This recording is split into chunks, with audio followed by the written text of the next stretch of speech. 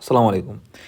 এই ম্যাথটাতে কি বলা আছে দেখেন, if the price of an item is increased by 10%। তাহলে ধরেন মানে এই আইটেমটার প্রাইস ছিল 100 টাকা, এখন বলা আছে কি ইনক্রিজড বাই 10%, তার মানে 100 টাকারতে 10% বাড়ছে, অর্থাৎ এখন বর্তমানে প্রাইস কত, 110 টাকা হবে। আচ্ছা, দেন ডিক্রিজড বাই 10%, মানে 110 টাকা হওয়ার পরে আবার হচ্ছে আপনার 10% ডিক্রিজ হয়েছে। আচ্ছা, এই ম্যাথটা প্রথম থেকে আমি যদি দেখি, ধরেন আমি প্রথমে জিনিসটার দাম ছিল কত, 100 টাকা, এরপরে 10% বাড়াইছেন, তখন হয়েছে কত, 110 টাকা।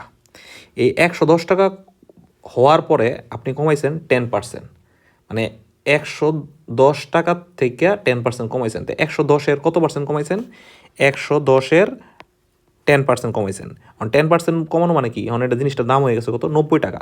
তাহলে 110-এর 90% আছে, তো 110-এর 90% কত, 110 ইন্টু 90% মানে কত, 90/100, এখানে কাটেন 10, এখানে কাটেন 11, 9×10=90, তাহলে এখন জিনিসটার দাম কত, 99 টাকা। আচ্ছা, এখন বলা আছে কি the net effect on the price of the item.